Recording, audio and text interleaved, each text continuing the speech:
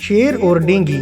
پیارے بچوں، بہت عرصہ پہلے کی بات ہے، کسی جنگل میں ایک نہایت سست اور آرام پسند شیر رہا کرتا تھا۔ اس کا زیادہ وقت سونے میں گزرتا تھا۔ ایک دن شیر بھوک مٹانے کے لیے شکار کی تلاش میں گھوم پھر رہا تھا کہ اس کا گزر ایک سایہ دار درخت کے پاس ہوا۔ درخت کے ارد گرد نرم نرم گھاس اگی ہوئی تھی۔ اتنا پرسکون ماحول دیکھ کر شیر کو نیند آنے لگی۔ اس نے منہ کھول کر بڑی سی جمائی لی اور پھر شکار کا ارادہ ترک کر کے درخت کے سائے تلے آرام کرنے کے لیے لیٹ گیا۔ کچھ دیر بعد شیر گہری نیند میں خراٹے لینے لگا۔ اسی درخت کے قریب پانی کا ایک چھوٹا سا تالاب تھا۔ یہاں ہر وقت ڈینگی مچھروں کی فوج موجود رہتی تھی۔ اس وقت بھی بہت سے ڈینگی مچھر وہاں آرام کر رہے تھے۔ شیر کے خراٹوں کی آواز سے ایک ڈینگی مچھر کی آنکھ کھل گئی۔ نیند خراب ہونے پر ڈینگی مچھر کو بہت غصہ آیا۔ وہ آواز سے سمت کا اندازہ لگا کر شیر کے پاس جا پہنچا اور اس کے کان کے قریب اڑنا شروع کر دیا۔ مچھر کی بھنبھناہٹ سے شیر کی آنکھ کھل گئی اور نیند خراب ہونے پر اسے غصے سے گھورنے لگا۔ مچھر نے اس کی حالت دیکھ کر خوب کہکہے لگائے۔ اس پر شیر گرج کر بولا، تم بہت ہی بدتمیز مچھر ہو، میں تمہیں سخت سزا دوں گا۔ یہ کہتے ہی اس نے مچھر پر حملہ کر دیا، مگر وہ ایک ننھے سے مچھر کو پکڑنے میں ناکام رہا اور مچھر نے بھی شیر کا حملہ ناکام بنا کر اس کی دم پر کاٹ لیا۔ ڈینگی مچھر کے کاٹنے سے شیر کا غصہ مزید بڑھ گیا، لیکن ڈینگی مچھر باز نہ آیا اور اس نے شیر کی دم سے اڑ کر ناک پر بھی کاٹ لیا۔ اب شیر کو اپنی دم اور ناک پر شدید خارش محسوس ہونے لگی تھی۔ ڈینگی اسے اپنے دم اور ناک زمین پر رگڑتا دیکھ کر بہت خوش ہوا اور پھر وہ فوراً جا کر اپنے باقی ساتھیوں کو بھی بلا لایا۔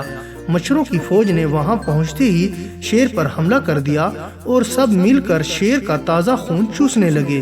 مچھروں کے کاٹنے سے شیر کو بہت تکلیف محسوس ہوئی اور وہ اپنی جان بچانے کے لیے دریا کی طرف بھاگ گیا۔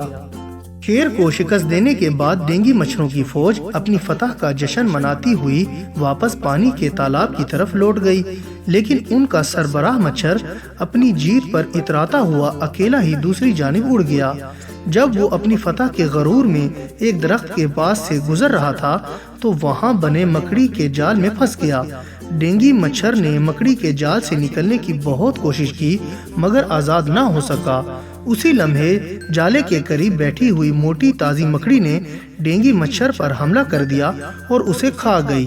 تو پیارے بچوں، اس کہانی سے ہمیں یہ سبق حاصل ہوتا ہے کہ کسی کو خواہ تنگ کرنا اور اذیت دینا بہت ہی بری بات ہے اور غرور بھی نہیں کرنا چاہیے۔ پری اور کوا۔ پیارے بچوں، بہت عرصہ پہلے کی بات ہے، ایک جنگل میں بہت سے خوش رنگ پرندے رہا کرتے تھے۔ سب پرندے ایک دوسرے کا بہت ہی خیال رکھتے تھے۔ کبھی کبھار ان کے درمیان نوک جھونک بھی ہو جایا کرتی تھی، لیکن لڑائی جھگڑے کی صورت میں ان کے درمیان صحیح اور غلط کا فیصلہ کرنے والا کوئی بھی نہیں تھا۔ ایک دن مینا نے انہیں مشورہ دیا کہ ہم سب کو مل کر کسی ایک پرندے کو اپنا سردار منتخب کر لینا چاہیے تاکہ جھگڑے کی صورت میں انصاف کے مطابق فیصلہ ہو سکے۔ پرندوں نے مینا کی تجویز سے اتفاق کیا، لیکن پھر سب پرندے اپنی اپنی بولیاں بولنے لگے۔ اسی بات پر ان کے درمیان تکرار شروع ہو گئی۔ ہر کوئی سردار بننے کا خواہش مند تھا۔ اچانک ایک پری کا گزر ان کے قریب سے ہوا تو پرندوں نے اسے روک کر اپنا مسئلہ بیان کیا۔ سارا ماجرا سننے کے بعد پری نے ان سے کہا، اس وقت فیصلہ کرنا بہت ہی مشکل ہے۔ کل تم سب خوب بن سور کر یہاں اکٹھے ہو جانا۔ جو پرندہ مجھے سب سے زیادہ پسند آئے گا میں اسے تمہارا سردار بنا دوں گی۔ یہ سن کر سب پرندے رضامند ہو گئے اور اگلے ہی روز صبح سویرے نہانے کے لیے تالاب کے پاس پہنچ گئے۔ وہ سب ٹھنڈے اور صاف پانی میں غوطے لگا رہے تھے تاکہ زیادہ صاف ستھرے اور خوبصورت دکھائی دیں۔ تمام پرندے بہت ہی خوش تھے، لیکن ایک کوا تالاب کے کنارے اداس بیٹھا تھا۔ وہ یہ سوچ رہا تھا کہ میرا رنگ تو پہلے ہی بہت کالا ہے اور میں خوبصورت بھی نہیں ہوں، اس لیے نہا کر تیار ہونے کے بعد بھی پری میری جانب دیکھنا پسند نہیں کرے گی۔ یہ سوچ کر اس کی آنکھوں میں آنسو بھر آئے۔ پھر اچانک کوے کی نظر تالاب کے پانی پر تیرتے ہوئے رنگ برنگے پروں پر پڑی۔ یہ پر ان پرندوں کے تھے جو جلدی جلدی نہا کر پری کے پاس جا چکے تھے۔ مختلف رنگوں کے پر دیکھ کر کوے کے ذہن میں ایک انوکھی ترکیب آئی۔ اس نے تمام پر ایک جگہ اکٹھے کیے اور پھر انہیں ترتیب سے اپنے پروں پر لگانے لگا۔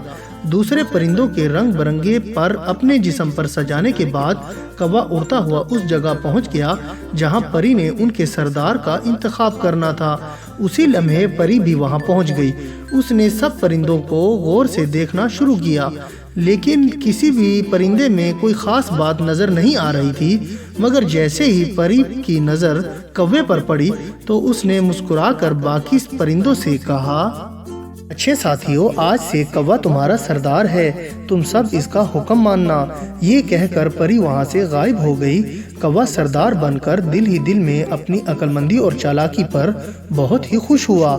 اب وہ خود کو تمام پرندوں سے زیادہ خوبصورت اور عقل مند سمجھنے لگا تھا۔ کچھ دیر کے بعد جنگل میں تیز آندھی چلنے لگی۔ سب پرندے اپنے اپنے گھونسلوں میں چلے گئے، لیکن کوا اپنی سرداری کے غرور میں وہیں بیٹھا رہا۔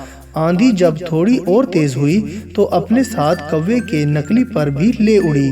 پرندوں نے جب کوے کو اس کے اصل حلیے میں دیکھا تو انہیں تمام ماجرا سمجھ میں آ گیا۔